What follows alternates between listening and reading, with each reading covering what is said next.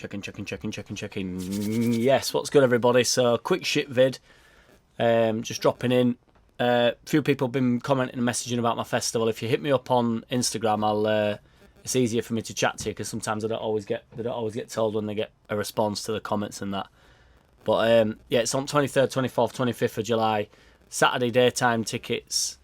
The early birds have nearly sold out, so if you want some, either get them now or message me and I'll try sort you out with the cheaper price. But the Friday and the Sunday are all still, there's still a few left, so you should be sound at minute. But yeah, just noise me up if you do want one. But yeah, quick shit vid. Boys have started training again, which is obviously mint, getting back towards it. I've seen Bamford and Raff and everybody back in, Ailing, everybody. Obviously Dallas, everybody's back in. Dallas, he signed a new 3-year contract, which he says he's over the moon with. He'll be here till he retires now, you would imagine, which is mint. I've said mint so many times already. So, bit of shit talk. This Nahit Hernandez guy who's coming back around, the talks that we're not able to afford his release clause of £31 million. He's the Uruguay midfielder lad that I was on about the other day. 25 years old, yada yada yada. But there's loads of talk of that coming up now, and it's saying it's getting closer and closer. So I think not being able to afford 31 million is bullshit, really. I think there'll be more to it than that. No news on Alioski. His contract's done now, isn't it? So it's looking increasingly like he's saying farewell, which is a shame because he never got the treatment I think he deserved on last day. We obviously went in on Berardi and Hernandez, but I think Alioski is just as worth that sort of praise, to be honest. Certainly for what he's put in and just everything he's provided. I've got so much time for Alioski. He's top bloke, and if he don't play, I say he's a top bloke. I don't know him. He could be a murderer, but as far as I'm aware, football-wise, yeah, I wish him all the best and all that shit. The old Peacock, which is a proper Leeds pub, that's getting renovated, which would be pretty cool, won't it? So, because it's, although I love it, it does need a lick of paint. Yeah, so that's getting like a full new renovation apparently. So hopefully in time for new season, which would be minks. Everybody goes there, don't they, for a few swillies before kick off and stuff.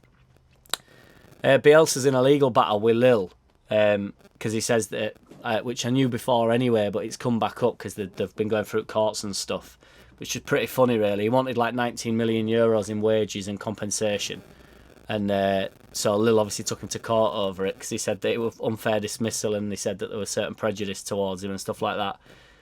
But he's been ordered to pay them €5,000, but they reckon he's going to contest it, so he's lost the legal battle from what I've read. I'm no lawyer, so that might be totally incorrect. But as far as I'm aware, the courts have said that he's to pay €5,000 to Lille for the damages or whatever that he's brought.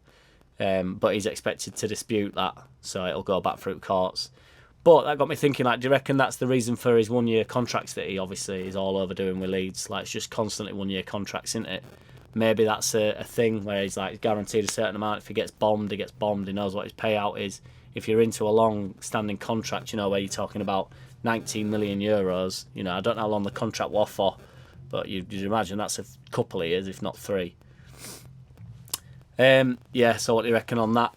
There were a pretty funny post going around that. I'm going to try and pronounce him. That Romana Fabrincia. If you don't follow him on Twitter, follow him, even though that's not his name. He's always like pretty on the money, but somebody'd obviously murked it a bit and edited it, and they've said that Ward Prowse were linked with coming to Leeds for like 30 million or something it was, and Facebook went crazy for it. But I thought pretty funny because I went through all of his tweets and it ain't there. It's like, it's total bullshit is that, but it's thought funny how you can just create something and it'll go off. But yeah, what do you think signing someone like Ward Prowse? To be honest, I can't say that I particularly watch. I know he's good at set pieces and he looks decent on ball and stuff, but I think it's maybe my English thing where it's just like an English footballer and it don't get my juices going, doesn't that? But it'd probably be a really good signing, so I'm probably being really sort of hard on that, to be fair. We're still leading race. Apparently that Junior Firpo guy, the Barca lad, the Spanish guy, apparently that's nearly done. It's right on the verge of being done. Because AC Milan and Inter both wanted him, but apparently that is done. I read an article on Click as well, and I found this really interesting. I'll have to read this, but on average he receives just over 7 progressive passes every 90 minutes, making him in the top 1% of midfielders at doing so across all Europe's major leagues. So, because they're on about how he like influences the game and like the pockets that he picks up in and stuff. A really interesting article. Similarly, Click is in the top 6% of midfielders throughout Europe's big 5 divisions for shot creating actions. So that can be anything like a dribble or obviously like a forward pass into a shot. So like setting up an assist basically. I thought that was quite interesting. I mean, I love Click. I know it went off the boil a little bit, didn't he? Not towards end of season. He sort of came back towards end of season, but started well. Second third at season sort of fell off a little bit, but I just think he was drained, and I think he was working with a knock, because I remember Bielsa sort of mentioning, that he did well to play through what he played through and all that jazz. So yeah. And Ancelotti's heaped praise on Phillips, saying that under Bielsa, he's become this footballer that he is and all that stuff. But obviously he's gone to Real Madrid, which has sparked a load of shit talk, which I'm hoping shit talk, but there's talks that Real Madrid are coming in with a 25 million bid for Phillips. But one, that ain't enough. Certainly after Euros he's having, his stock will have gone absolutely crazy, so that's total bollocks, innit? But yeah, that's my quick shit vid. Shout out to all my new subscribers and stuff. If you follow me on Insta, drop me a message, I'll follow you back. Check out my shit merch, or my mint merch. Check out my festival. It's all the links are below in the bio and that. And I've got like a membership channel thing. It's like 99p a month, and it just helps me out. Yeah, I appreciate you all. Nice one. Take it easy, and I'll. What do you reckon to England tomorrow? Yeah, forgot to mention. Big win against Germany, want it to be fair. I thought the game were a bit dull, but 2-0, you can't argue with it really, can you? It's good value. And if Southgate ultimately got it right, I think it's boring football, but he got it right. You can't say he didn't when he wins 2-0. Ukraine tomorrow, I think it's going to be rock hard, because they're going to sit like Scotland did and just be a nightmare for us, and we'll have to move the ball a lot quicker.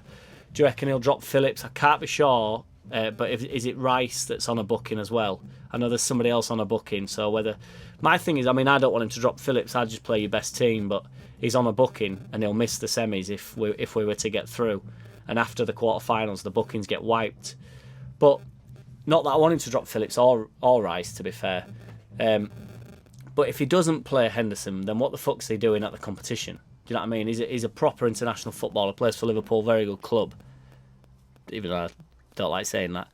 Do you know what I'm saying? I can't see what the point in bringing him is. I remember Roy Keane, like at start at tournament, was sort of saying like, what's he there for? Like, is he good at making jokes or cups of tea and stuff? And it's like, why else is he there if you're not going to play him? And you would imagine as well he's there to come into the tournament later on. I know Phillips and Rice have seemed to have a good partnership, but I don't know. Anyway, what do you reckon the result will be tomorrow? I think we have to win. It's that simple, but Ukraine will be by no means a pushover. No team are now. I know it's a cliche thing to say, but they're all in it to win it now, aren't they? And everything's a win for Ukraine. If they get a big result tomorrow, they're in semi-finals at Euros. You know what I mean? It's crazy for them. But yeah, you have to be excited, really. You know, I'm not. If I'm honest, I'm not the biggest England fan in the world. I'm just a Leeds fan first, definitely, and England come quite a far bit behind. But yeah. What do you reckon the result will be? I think it might go all the way to penalties. It might be like a 1-1 and then go to penalties. I don't know. But yeah, nice one. Take it easy, everybody, and I'll speak to you all soon. In a bit. I don't wanna play no games. No, I don't wanna play no games. No, I don't wanna hear your promises. You do you and I'll do me. That's just the way it is. Don't wanna ever feel surprised. That's why I ask no.